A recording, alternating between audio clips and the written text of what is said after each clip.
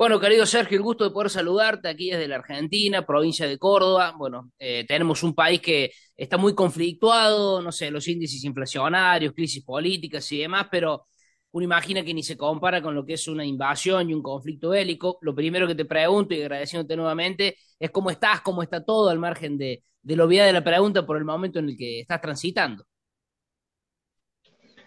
Hola Javier, bueno, pues primero mandar todos mis cordiales saludos a todos los que estén viendo en Argentina. Y bueno, sí, bueno, ya sabes, estamos viviendo una guerra que ya dura más de un año, pero si hablamos sobre, como lo llamamos aquí, invasión full scale, invasión grande. Pero la verdad es que la guerra dura, bueno, si no entramos mucho en detalles históricos, que Ujú. hace muchísimos años que hemos sido no invadidos, pero digamos influidos por la Unión Soviética y tal, sin entrar en esos detalles, la guerra, para mí personalmente, como para miles de ucranianos, ha empezado el año 2014, cuando Rusia invadió Crimea, cuando Rusia invadió parte de Donbass.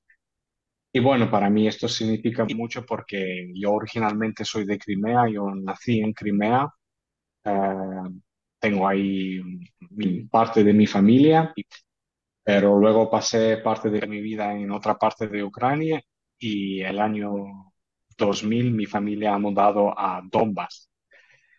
Y bueno, el año 2014 empezó la invasión de Crimea y de Donbass y por ahí es donde empieza para nosotros, para los que vivimos ahora, ¿no? Muchas familias ucranianas ya han sufrido guerra desde 2014. Muchas familias tenían que refugiar de Donbass, han sentido lo que es la guerra, han conocido la guerra, han conocido la agresión, han conocido los actos absolutamente terribles que sigue haciendo Rusia desde aquellos tiempos. Y entonces ese era mi caso, que 2014 mi familia se fue para otra parte de Ucrania, tenía que mudar. Eh, Somos tal llamados refugiados internos desde 2014. Pero claro, el día 24, como lo conocemos todos, ¿no? Ya hace un año empezó la guerra full scale y ya lo han sentido todos los ucranianos y las consecuencias que han causado esta invasión terrible, esta agresión son tremendas. Son miles de muertos civiles, guerreros, son más de 6 millones de refugiados que se refugian en otros países, otros casi 8 que son refugiados internos.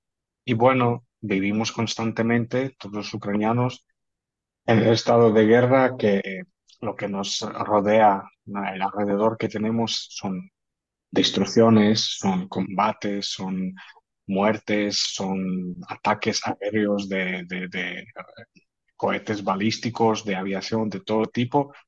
A una parte de Ucrania, pues claro, donde que está un poco más lejos de la frente, pues está un poco más tranquila, pero bueno, que solo porque no hay, digamos, conflicto activo en aquellas territorios, pero eh, hay muchísimos más problemas que causa esta terrible invasión para todos los ucranianos, estén donde estén. Están en su país, están cerca de la frente, están en otra parte de Ucrania, están en Europa, otros países del mundo, pero todos somos víctimas de esa guerra, de algo que es terrible.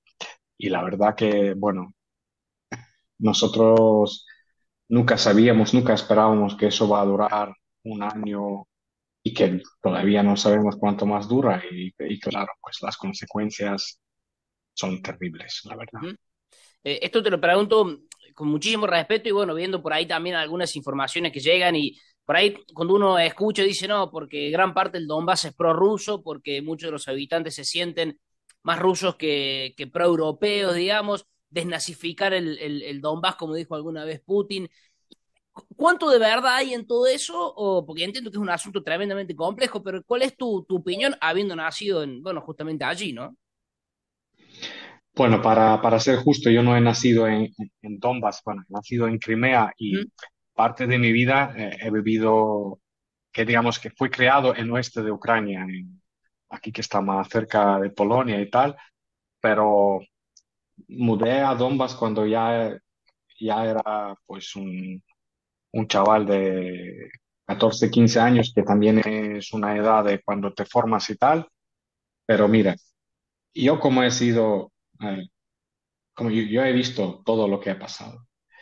Donbass vivía felizmente. O sea, la capital de Donbass, que era Donetsk, Ujú. era una ciudad en su plena evolución.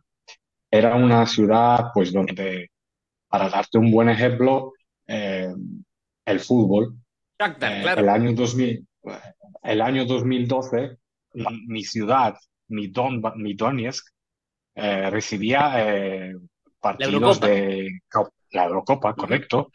Yo he visitado todos los partidos de la Eurocopa que había en Donetsk, un estadio, Donbass Arena, que es uno de los mejores, era, bueno, ahora está como está, pero era uno de los mejores. Entonces, yo me acuerdo perfectamente el año 2012, cuando la Eurocopa, todo el estadio cantando el himno de Ucrania, con banderas de Ucrania, sin ningún problema, sin ningún tipo de, yo qué sé, pues de historias, ¿no? Y de repente, cuando pasó lo que pasó en 2014, pues yo te voy a decir, como yo lo he visto, como yo lo he vivido, es pura propaganda, es pura influencia de nuestro vecino que iba a lo que iba y que organizaba su política, su propaganda y traía gente de Rusia que venían a tomar parte en todos esos acontecimientos, en todos esos eh, meetings que ellos Ujú. ahí tenían prorrusos, pero igualmente había meetings pro-ucranianos, pero claro, estaba Donbass bien controlado, digamos, las policías, todos los servicios estaban bien controlados, desafortunadamente, por agentes. Eh, no teníamos mucho que hacer, desafortunadamente. Pero yo te voy a lo que te he dicho, que no había ningún problema, que todo eso para mí, lo que he visto yo, era artificial, absolutamente artificial. Y la gente, pues, que no ha tenido bastante, digamos, conocimiento o valor de tratar de afrontarse y tratar correctamente esta propaganda, pues desafortunadamente pasó lo que pasó, pero no Ujú. había ningún problema. Claro. Tengo entendido, Sergio, que trabajas en una ONG de refugiados también, o estás muy vinculado. Eh, ¿Cómo es? O con qué panorama te encontrás, digo, cuando atiendes a la gente o cuando ves familias desplazadas pero sin un techo? ¿Cuál es un poco tu trabajo allí? Mira, sí, yo, bueno, para empezar, toda mi carrera hasta la guerra era en hostelería. Yo soy de restaurantes, bares, en hoteles de toda la vida, pero sí, cuando empezó la guerra, pues estuve hasta el 15 de marzo en el hotel trabajando, que no salíamos del hotel, vivíamos en el hotel porque era más seguro. Pero después, cuando la agresión ya, bueno, en Kiev la situación se estaba escalando muchísimo, ya empezábamos a levantarnos por la mañana por fuertes explosiones y tal. Decidíamos a irnos, yo con mi pareja, fuimos al oeste de Ucrania, donde vive su familia, de donde procede mi pareja. Y nada más llegar, pues empecé a tratar de entender qué es lo que puedo hacer yo ahora aquí para ayudar. Eh, y bueno, ahí fue donde también mi hermana, que se dedica hace muchos años a las ONGs y trabajando con los refugiados, nos ayudó un poco a nosotros a organizarnos. De ahí inmediatamente usé mis contactos, mis amigos que me ayudaron muchísimo en España, pues he pedido ayuda y la gente pues me ha dado ayuda. Una organización de España que se llama Hambre Cero no, nos prestó, bueno, nos proporcionó, digamos, dos camiones de ayuda humanitaria y de ahí pues hemos encontrado un lugar, un almacén, digamos, y empezábamos a repartir cosas, repartir comidas, conjuntos de alimentos, algo de ropa, higiene a los refugiados internos ahí en la región.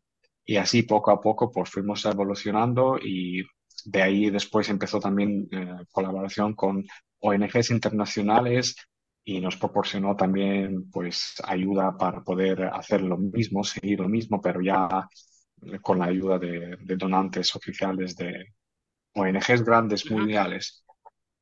Y bueno, pues así es como más o menos empecé a trabajar. Hubieron otros proyectos que se dedicaban a ayudar a los niños, por ejemplo, especialmente, como por ejemplo también proyectos que ayudábamos a organizar los refugios antiaéreos en las escuelas para cuando suene la alarma o empiece algún ataque, pues los niños bajen a esos refugios antiaéreos y que tengan ahí pues un depósito de agua, Ujú. que tengan extintores, que tengan inodoros, cosas así.